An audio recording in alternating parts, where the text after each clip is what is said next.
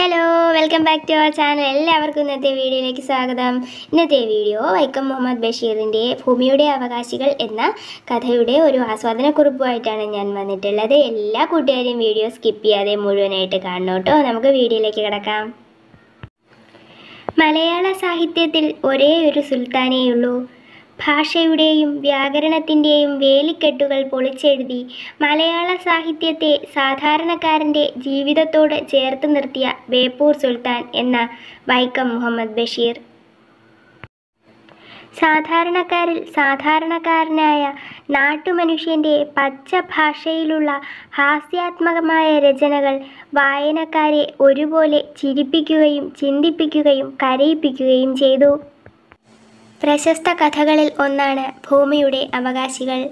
സകല ജീവികൾക്കും ഭൂമിയിൽ ഒരേ അവകാശമാണുള്ളത് എന്ന ആശയം ഈ കഥയിലൂടെ ഇദ്ദേഹം സരസമായി അവതരിപ്പിച്ചിരിക്കുന്നു. മനുഷ്യന് ഭൂമിയുടെ മേൽ അധികാരമുണ്ടെന്ന മിഥ്യാധാരണയുടെ പുറത്ത് ചെയ്തു കൂട്ടുന്ന അത്യാചാരങ്ങൾ ബഷീറിൻ്റെ ഈ കൃതിയിൽ ദർശിക്കാവുന്നതാണ്. 2 ഏക്കർ തെങ്ങിൻ പറമ്പും അതിലൊരു വീടും സ്വന്തമാക്കിയ കഥാനായകൻ തേങ്ങാ വിൽപ്പനയിലൂടെ സാമ്പത്തിക ഭദ്രതയും മുള്ളുവേലിയുടെയും ഇരുമ്പുഗേറ്റിൻ്റെയും ഷാൻ എന്ന ഉശിരൻ നായയുടെയും പിൻബലത്തിൽ സുരക്ഷിതത്വവും ഉറപ്പിച്ചിരുന്ന വേളയിൽ അദ്ദേഹത്തെ അമ്പരപ്പിച്ചുകൊണ്ട് മുദ്രപത്രങ്ങളിലൊന്നും ഒപ്പുവെക്കാത്തവരും മുള്ളുവേലികളെ മാനിക്കാത്തവരുമായ ഒരു കൂട്ടർ അധികാരത്തോടെ കടന്നുവരുന്നതാണ് കഥയുടെ തുടക്കം.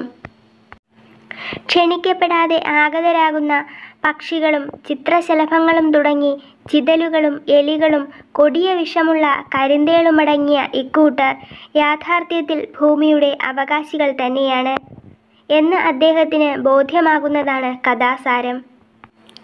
ആദർശവാദിയായ കഥാനായകനും പ്രായോഗിക ചിന്താഗതിക്കാരിയായ അദ്ദേഹത്തിൻ്റെ ഭാര്യയും തമ്മിലുള്ള വാദപ്രതിവാദങ്ങളും നിരായുധനായിരിക്കുന്ന മനുഷ്യൻ്റെ നിസ്സഹായതകളെക്കുറിച്ചുള്ള പരാമർശങ്ങളുമൊക്കെ ഈ കഥയെ കൂടുതൽ ഹൃദ്യമാക്കുന്നു. കഥ വായിക്കുമ്പോൾ നമ്മുടെ മനസ്സിൽ ഒരു കുറ്റബോധം വന്നിട്ടുണ്ടാകും. കാരണം നാം അറിഞ്ഞുകൊണ്ട് എത്ര ജീവികളെയാണ് ഉപദ്രവിച്ചിട്ടുള്ളത്. ഭൂമി നമ്മുടേതല്ല, നാം ഭൂമിയുടേതാണ് എന്ന് ബഷീർ പറയുന്നുണ്ട്. ഈ വാക്കിന് വളരെയധികം പ്രാധാന്യമുണ്ട്. നമ്മൾ പലരും മറന്നു പോകുന്നതും ഇതുതന്നെയാണ്. രസകരവും സാഹസികവുമായിരുന്നു ബഷീറിൻ്റെ ജീവിതം.